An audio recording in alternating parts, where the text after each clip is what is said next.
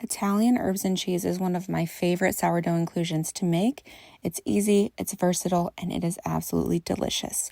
So this is the starter I was using. I wanted to show that it was slightly deflating. I started my bread a little bit later than I was anticipating, but don't let that stop you from making a loaf. It'll be just fine.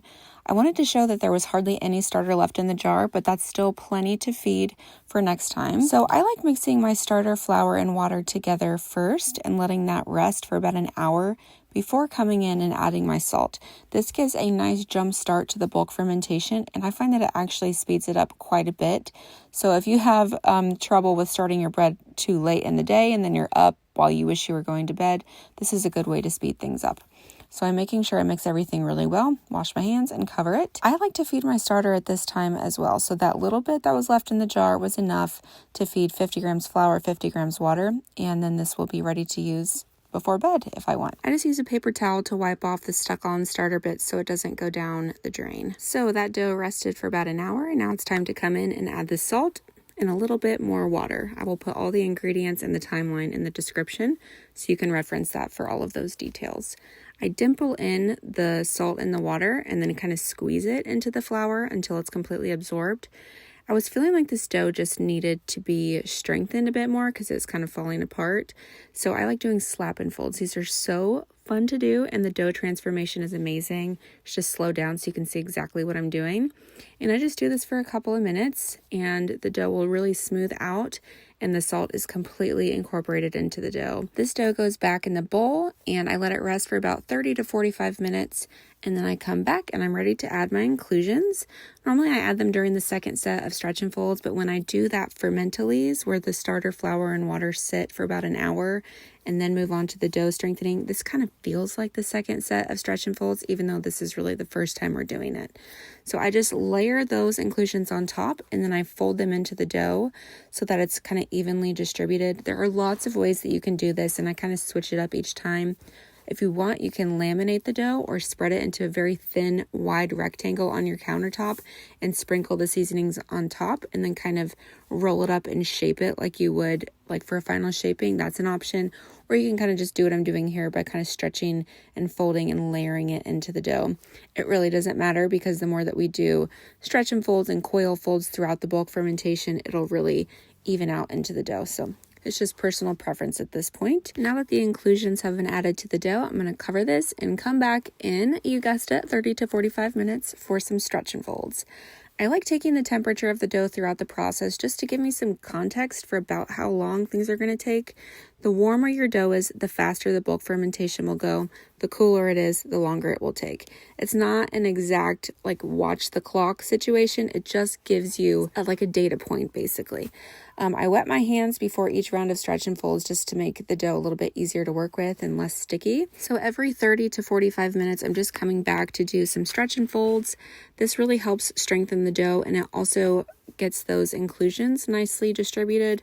There's other benefits to stretch and folds too, like regulating the temperature and giving you, the baker, an opportunity to kind of check in with your dough and see how it's progressing. I usually do 4 to 5 sets of stretch and folds and or coil folds. So the further on that we get into the bulk fermentation, the more gentle I want to be with the dough so that I'm not popping all of those bubbles that are forming.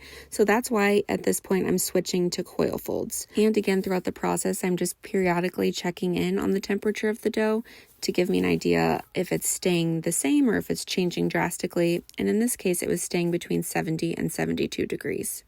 All right, I didn't pay very close attention to the percentage rise. I'm a bad baker. Do as I say, not as I do. So I'm just going off visual. So when I touch the top of the dough, it's very smooth, slightly tacky, but not sticky. It's not sticking to my finger as I lift up. If I tug on the side of the dough, you see how it's very willing to pull away and it's not sticking? Another good sign. And then look at all these bubbles. Tons of bubbles everywhere. And when I tilt the bowl, you see how it's tilting away. So these are some visual cues I use to tell when the bulk fermentation is done. Is my timing perfect on this? I honestly don't know. Again, do as I say, not as I do. But as I'm shaping it, I'll get a good feel for the dough. And if I feel like it's not quite done proofing, I'll just leave it in the Banneton on the counter for a while. And if it feels nice and aerated and like it's ready to go, I'll just go and put it in the fridge. So it's kind of an on the fly thing that you'll get a better feel for the more that you make sourdough bread. But again, if you're brand new to sourdough and you're still figuring out bulk fermentation, definitely pay attention to the percentage rise. Oops.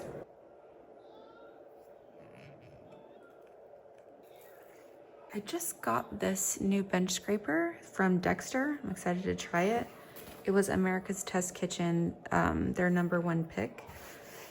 And everything I've bought from them, that's their #1 pick, has been incredible. Oh, this feels great. Holy crap. This thing is sharp.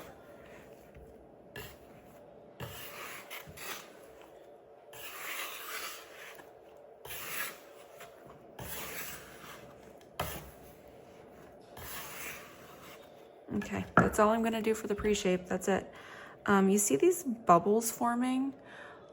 These are a great sign. When I see those bubbles popping to the surface as I create surface tension like this, that tells me that the dough is nicely aerated.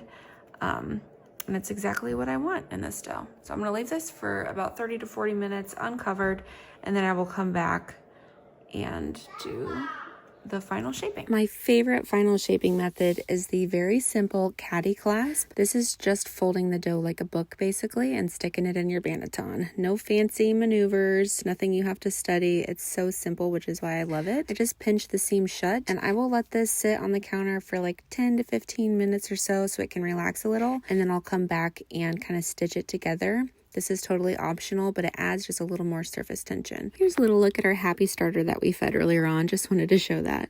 Okay, here is the stitching. Very simple. You're just pulling the dough together in this way. I don't know how else to describe it. But this is adding more tension to the top of the dough, which will help us later on when we go to bake. It'll give you more oven spring. Again, this is optional. This is just kind of a little thing that a lot of us bakers like to do. It just makes us happy. It's like tucking the dough in for bed at night. I know it sounds silly. We're weirdos. It's fine. Okay, so this gets covered up and it goes in the fridge overnight. The next morning, I wake up, pull it out of the fridge. My oven is preheated to 450 degrees Fahrenheit with a Dutch oven inside. And about 10 minutes after my oven says it's done is when I will start scoring my dough and putting it in, just to make sure that the Dutch oven is nice and hot. I'm trying out this new bread lamb. I really enjoyed it. I'm just doing a very simple side score and a little wheat stalk pattern on the left. Very standard. And then this extra little score going under the top just helps provide a little bit of an ear if you want. I don't actually like an ear, but sometimes it's fun to do because it looks really pretty in pictures. So this goes in the oven covered for 30 minutes. And then we take the lid off. And I decided to lower the oven temperature because the loaf was looking pretty brown. So I lowered it to 325 and baked it at that temperature for about 25 more minutes. Here's what we're left with. I thought the loaf looked beautiful.